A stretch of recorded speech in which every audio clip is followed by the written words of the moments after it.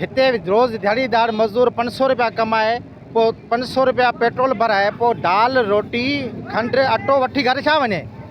छा वफ़ाक़ी हुकूमत हिन ग़रीब आवाम खां बदिलो वठणु चाहे थी? पंहिंजियूं अयाशियूं, पंहिंजा 40 अॻियां पोयां प्रोटोकॉल गाॾियुनि में खणी पंहिंजा मज़ा उहे ख़तमु करण जे चकरनि में न, उनमें डीज़ल कोन थो ख़तमु थिए। गाॾियुनि में जेकी वॾियूं वराटो वीएट हलाइनि था उन्हनि में पेट्रोल कोन थो खपे।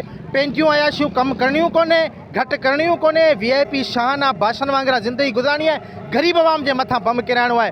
यादि रखो, जंहिं मुल्क में जंग थिए पई ईरान में, ख़ुदा जो कसम जिते जंग थिए थी उते पेट्रोल 80 रुपया, माण्हू उते जो शहीद थिए पियो, उते जी आवाम सां ज़ुल्म थिए पियो, उते पेट्रोल 80 रुपया, छो जो उते जी हुकूमत आवाम जे मथां पंहिंजी महांगाई जो बम नथी किराइणु चाहे, हू रिलीफ ॾिए थी। ऐं असां वटि धुओं बि कोन थियो आहे, असां वटि जंग बि न आहे, पर जंग न हुजण जे बावजूदि ही दिहाड़ीदार मज़दूर ग़रीब खेड़ियूं किथां थियनि, जिते 100 रुपया 4 किलो गिदरो, 100 रुपया 4 किलो आलू।